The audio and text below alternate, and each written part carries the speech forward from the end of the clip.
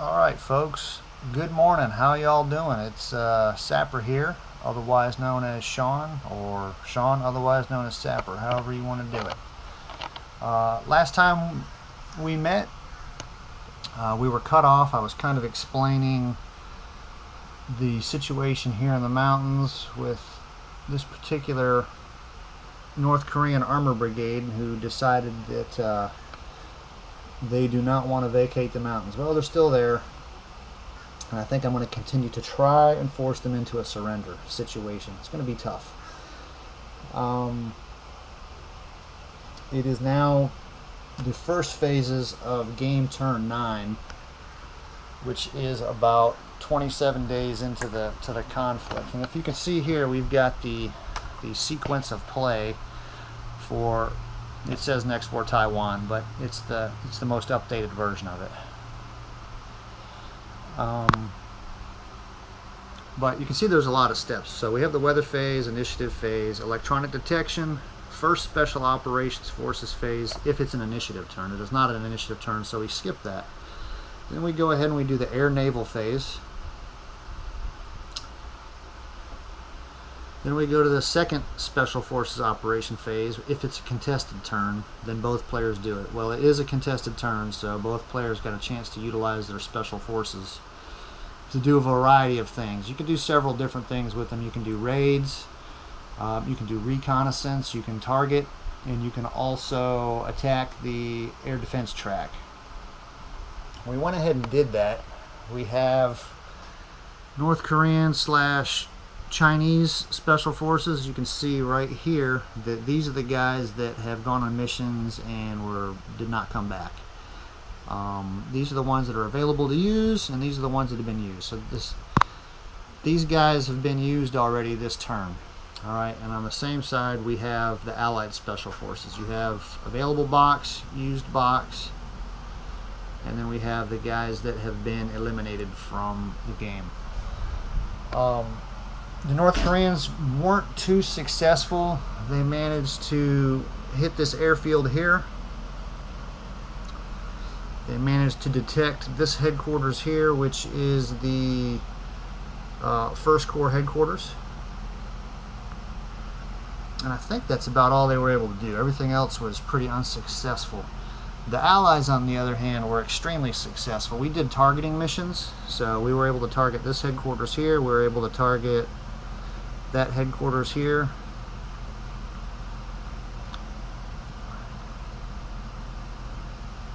Sorry for the pieces being sticky, but this is Florida. It's very humid today, so, and I'm playing out on my porch or patio, so it's a little warm outside. I need to hurry up and wrap this game up because it's only going to get worse. In July, it's going to be practically impossible to do anything, because it's just going to be so dang hot. I just don't have the space inside my house. One of the benefits of being in Florida is you can do stuff outside for a lot longer until it gets ungodly hot. So we targeted here. We were able to strike these guys here. This is a supply depot, which I really want to knock that out. That'll be a huge blow to the North Koreans if I can knock that out. So we were able to hit that. And then we also targeted that headquarters right there. The cubes represent, now that was the Special Forces phase, just targeting stuff. I find I'm a little bit more successful with Special Forces when I just do targeting missions rather than raids. Raids are a little bit more risky, not quite as much of a reward, but if you can target stuff, then it is really good in the follow-up phase, which is the First Strike phase. That's where we get a chance to use things like cruise missiles, air strikes, helicopter strikes, and things of that nature. And that's what I'm getting ready to do right now. If you look here, the North Koreans and Chinese, that's pretty much their entire Air Force. So they're not going to do any strikes, because if they do, all these dudes here, those are your air superiority forces. Those are your interceptors. They will go and try to shoot those strikes down. Well, you can see that there's no North Korean or Chinese interceptors. but there is a ton of coalition forces. So we got Green and the Marines, Tan are the UK Commonwealth, Yellow is Japan, light blue is Republic of Korea, and then the dark blue is U.S. Air Force, and the gray is United States Navy. So there's a lot of interceptors, so they don't dare fly any kind of missions. These guys in these boxes down here are the ones that are available to do things like close air support and ground strikes. The cubes represent, and because there's such a high counter density, I have to use cubes and things to just keep the clutter to a minimum. But the cubes represent airstrikes that I'm about ready to do on those specific hexes. So you see we have a green cube here, and we go down here, green. So it looks like we have an F-15E and an F-15K. The big one that I'm looking at again is black right here, which is going to be that supply depot. So if I look at my black, I have two B-2 bombers. So hopefully those guys are successful. I really can't wait for those results.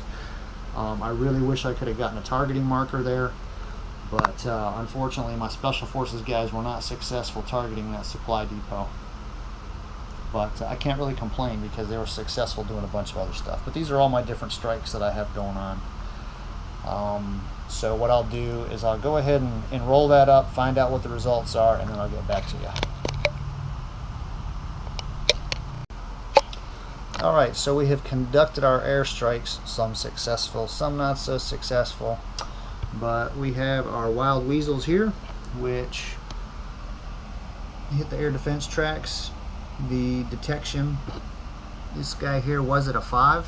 They had a really good result, so now our North Korean detection capabilities have been degraded down to almost the bottom. So basically we're hitting radar sites is what the wild weasels are doing. Our stealth bombers, our B-2 bombers, targeted that supply depot there. It already had the Strike 2 marker on it.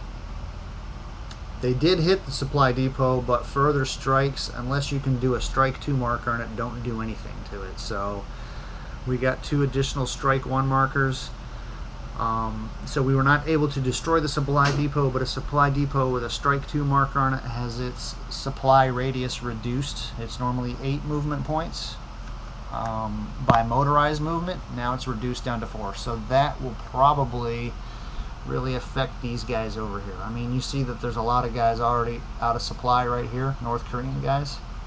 So they'll probably remain out of supply. It's almost as if it's a storm. It's the equivalent of almost being a storm turn. So yeah, we weren't able to knock out that supply depot, but at least it's not chucking out supplies like it was before. This red strike here targeted that headquarters, and we were able to reduce that headquarters by 1, which is pretty good. So he's only got 1 capability left as far as headquarters strikes go, and he's also been reduced. And we have this green strike here, which targeted this headquarters. That headquarters right there, that headquarters was also hit. It was reduced, and it loses 1 capability this turn, so we'll be able to only provide support to 1 combat or do 1 headquarters strike. We have these yellow F-22 stealth fighters. They attack this infantry unit right here. We're able to do nothing, so unfortunately those guys weren't very effective this time around.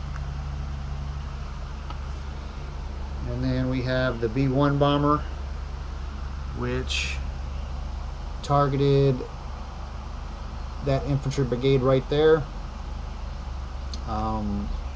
We're able to cause 1 step loss.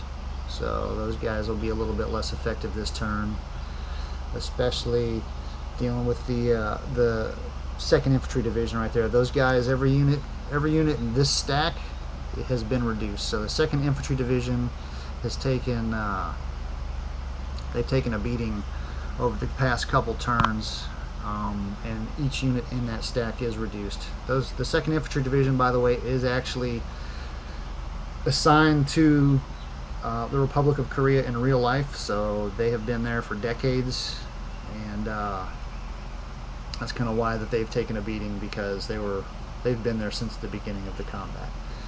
So we'll keep doing some more stuff. I'll get back with you guys in a little while, see what new developments have taken place.